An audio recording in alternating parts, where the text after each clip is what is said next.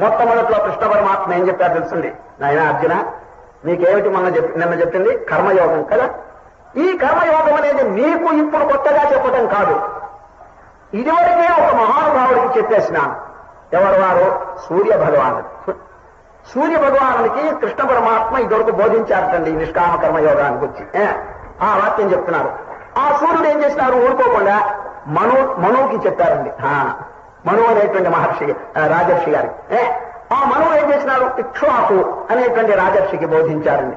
ఈ విధంగా పరంపరగా ఆ బోధ వ్యాపించింది లోకంలో అని చెప్తున్నాడు. ఇది ఇమం వివస్వతే యోగం ప్రోక్తవాన్ అహమవ్యయం. అర్జున వివస్వాన్, వివస్వాన్ అంటే ఎవరు? సూర్యుడు. ఆ వివస్వాన్ అంటే సూర్యునికి నేను ఇద్దరికి ఉపదేశం చేసినాను ఇమం, ఈ యోగాన్ని.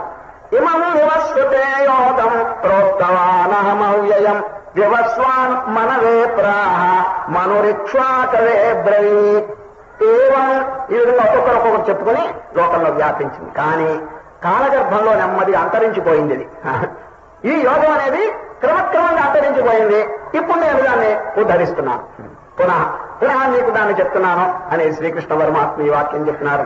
సయేవాయం మయాతే ధ్యాయోగ ప్రోక్త పురాతన.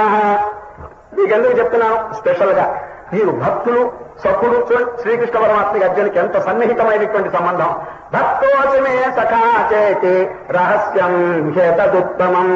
ఈ ఉత్తమైనటువంటి రహస్యం నీకు చెప్పినాను ఇప్పుడు.